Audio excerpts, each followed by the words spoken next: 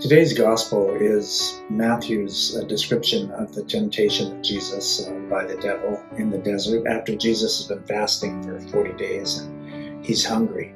And the devil suggests that Jesus turn these stones into bread. He also offers Jesus all the kingdoms of the world in an instant, and so forth.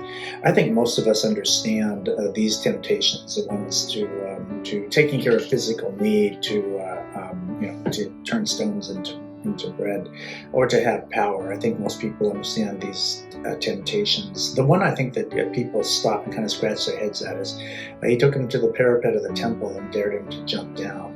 And then he quoted Psalms for dozen that say that he will not allow, he will send his angels so that you won't stub your toe against a rock. And Jesus says, you shall not tempt the Lord your God. Well, what's that temptation really all about? Because I think most of us kind of scratch our heads when we see it.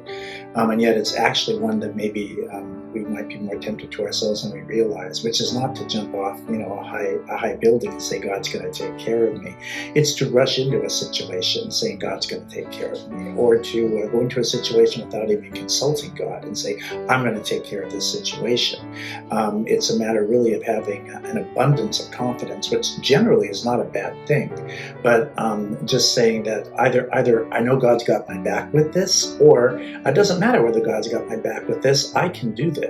I know what I'm talking about here, because I've rushed into situations a number of times in my decades on this planet where I've not consulted with the Lord.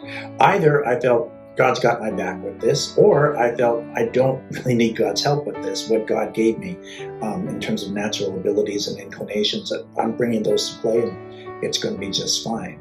And in fact, there were times when rushing into a situation was not the right way to approach it. It was, in fact, to use a metaphor, jumping off the parapet of the temple and having a hard landing.